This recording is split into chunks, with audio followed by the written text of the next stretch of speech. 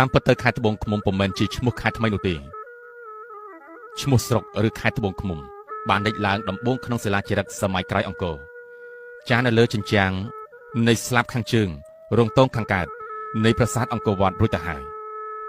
សិលាចារឹកនេះចារដោយបុរសឈ្មោះជ័យអនុននៅឆ្នាំ1701សិលាចារឹកដដែលនេះ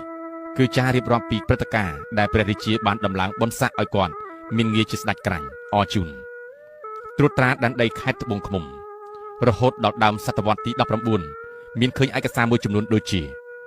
ព្រះរាជពង្សាវតារស្នាដៃអក្សរសិល្ប៍រឿងទុំទាវរឿងលួងព្រះស្ដេចកន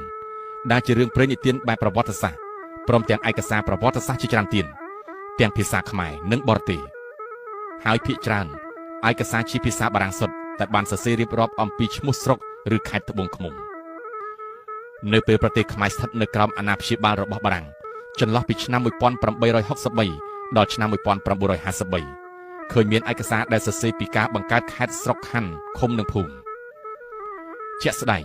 ខេត្តកំពង់ចាមបង្កើតនៅថ្ងៃទី1ខែមករាឆ្នាំ1885ហើយមន្ត្រីបារាំងម្នាក់ឈ្មោះប្រងស័របូឌិនជាអ្នកត្រួតត្រាពីលើចៅហ្វាយខេត្តខ្មែរខេត្តកំពង់ចាមកាលនោះមានស្រុកចំនួន10ជាចំណុះគឺស្រុកកំពង់សៀមស្រុកក្រូចឆ្មាព្រៃឈរជើងព្រៃកងមាសកោះសុទិនស្រីសន្ធរមេមត់ស្ទឹងត្រង់និងស្រុកត្បូងឃ្មុំកំណែទម្រង់លើវិស័យរដ្ឋបាលនៅក្នុងរបបអាណាព្យាបាលបារាំងបានធ្វើឡើងជាបន្តបន្ទាប់ពិសេសនៅរាជព្រះបាទព្រះអង្គឌួងនិងព្រះបាទនរោត្តមនៅក្នុងឆ្នាំ1897ត្បូងឃ្មុំត្រូវគេដំឡើងពីស្រុកឲ្យទៅជាខេត្តដែលកាលនោះមានខេត្តចំនួន57ប៉ុន្តែពុំមានខេត្តកំពង់ចាមទេលុះដល់ឆ្នាំ1917មានការរុះរើចំនួនខេត្តម្ដងទៀតដោយបន្ថយពី57ខេត្តមកនៅត្រឹម51ខេត្តវិញហើយត្បូងឃ្មុំនៅជាខេត្តដដែលរហូតដល់ទសវត្សរ៍1920ក៏មានកំណែទម្រង់រចនាសម្ព័ន្ធវិស័យរដ្ឋបាលជាថ្មីទៀតហើយនៅពេលនោះរក្សាទុកខេត្តតែ13ប៉ុណ្ណោះ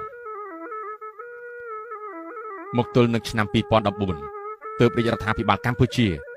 សម្រេចប្រែទឹកដីត្បូងឃ្មុំឲ្យទៅជាខេត្តវិញដោយពីអតីតកាលជាង100ឆ្នាំមុន